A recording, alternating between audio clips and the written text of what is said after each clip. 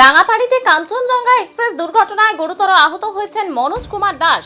উনি হাবড়ার বাসিন্দা, পেশায় পুলিশ কর্মী, শিলিগুড়িতে কর্মরত। গতকাল ওই ট্রেনে চেপে শিয়ালদহ যাচ্ছিলেন। এনজেপি থেকে ট্রেন ছাড়বার পর উনি মোবাইল দেখছিলেন। এর মধ্যে ঘটে যায় মর্মান্তিক ঘটনা।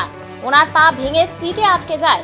পরে তাকে উদ্ধার করে আশঙ্কাজনক অবস্থায় উত্তরবঙ্গ মেডিকেল কলেজে নিয়ে আসা হয়। ঘটনার পরে হাবড়ায় থাকা তার পরিবারের সদস্যদের কাছে খবর যায়। আজ ওনারা শিলিগুড়িতে এসে পৌঁছান। বর্তমানে রোগী মেডিকেল কলেজের ক্রিটিক্যাল কেয়ার ইউনিটে ভর্তি রয়েছেন।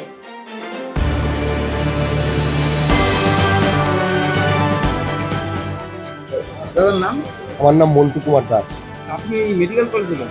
আমি এসেছি, আমার শালা গতকাল ট্রেন অ্যাক্সিডেন্টে উনিও আহত হয়েছেন, এখন আইসিইউতে ভর্তি আছেন, সেই কারণেই ওনাকে দেখতে আসা।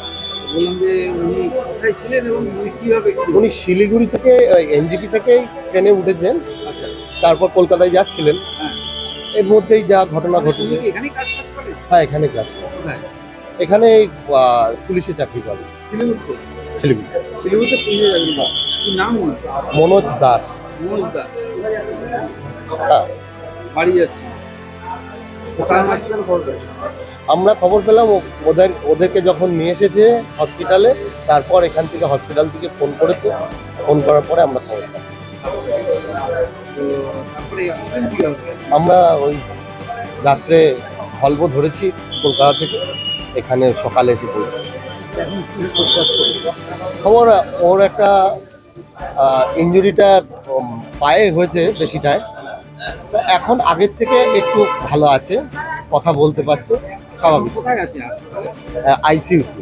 আইসিইউতে আছে, তার মধ্যে সংকটজনক অবস্থাতেই আছে। হ্যাঁ, আইসিইউতে আছে মানে তো সেটা সংকটজনক অবস্থাতেই আছে।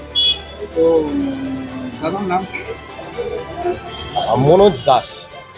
মানে যিনি চিকিৎসা দিন। চিকিৎসা। আপনার নাম? আমার নাম মন্টু কুমার দাস। কি হয়? আমার শালা। হ্যালো।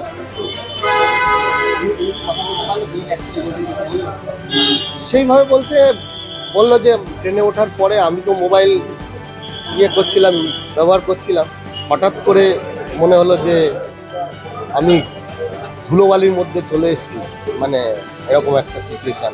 ও নিচে ছিল, তারপর যখন পাটা নিজেই টেনে বের করেছে তখন দেখছে হাঁটুটা ঘুরে গেছে, এরকম একটা সিচুয়েশান।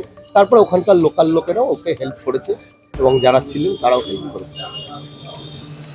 আর আমরা আসার পর এখানে আরপিএফ এবং পুলিশ স্টাফ ছিল, তারাও আমাদের খুব সহযোগিতা করেছে। না, উনি কি আরপিএফ কর্মী? না, পুলিশ।